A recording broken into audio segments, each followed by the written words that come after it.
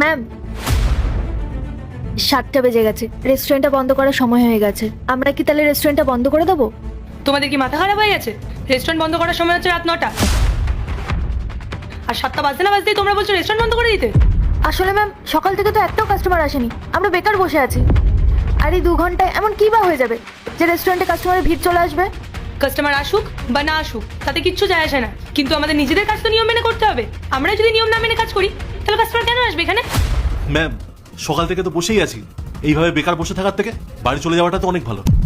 এমনিতেই ব্যবসার অবস্থা ভালো নেই, আর তার মধ্যে তোমরা দুজন এসে আমার মাথাটা আরো খারাপ করছো। একই বিজনেসের টেনশন, আর তার মধ্যে তোমাদের এই রোজ তাড়াতাড়ি বাড়ি যাওয়ার ধান্দা। যাও নিজেদের কাজে যাও। কিন্তু ম্যাম কোনো কিন্তু না, এখানে কাজ করতে হলে নিয়ম মেনেই কাজ করতে হবে। 9টার আগে কেউ এখান থেকে নড়বে না। এবার বাজে বকবক না করে যাও নিজেদের কাজে যাও।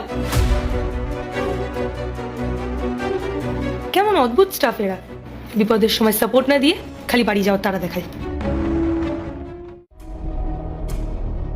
কি যে করি, সারাদিনে একটাও কাস্টমারের দেখা নেই। এখন যদি রেস্টুরেন্টটা বন্ধ করে বাড়ি চলে যেতে পারতাম কি যে ভালো হতো। একদম ঠিক বলেছিস, কিছু কাজ থাকলে সময়টা অন্তত কাটতো, কিন্তু কোনো কাজ না থাকলে বসে থাকাটা বড্ড বিরক্তিকর। এক কাজ করি, লুডো খেলি, এতে সময়টাও কেটে যাবে।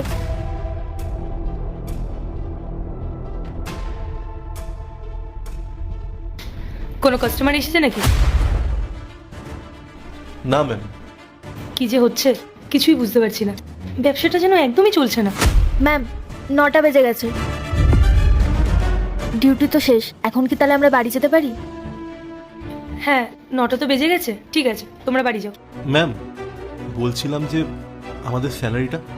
ও একদম ঠিক মনে করিয়েছো, ঠিক আছে আমি কাল তোমাদের স্যালারি দিয়ে দেবো। ঠিক আছে ম্যাম।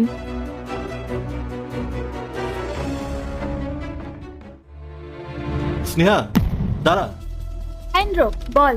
তোর তো সাধারণত এত লেট হয় না, তাহলে হঠাৎ এত লেট হয়ে গেল কি করে? আরে ইন্দ্র তুই বল না, তাড়াতাড়ি গিয়ে ওখানে কি করব? সেই তো সারাদিন বসেই থাকতে হবে, একটা কাস্টমারও তো আসে না, তাই ভাবলাম একটু দেরিতেই যাই। তা অবশ্য ঠিক বলেছিস, কিন্তু যত তাড়াতাড়ি যাবো তত তাড়াতাড়ি তো ছুটি হবে।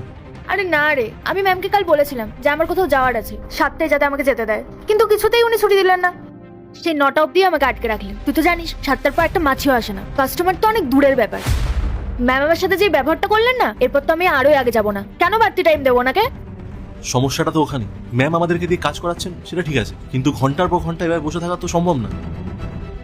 কিন্তু যাই হোক, চল তাড়াতাড়ি চল, নাহলে ম্যাম আমার অকারণে ডাকাডাকি করবে।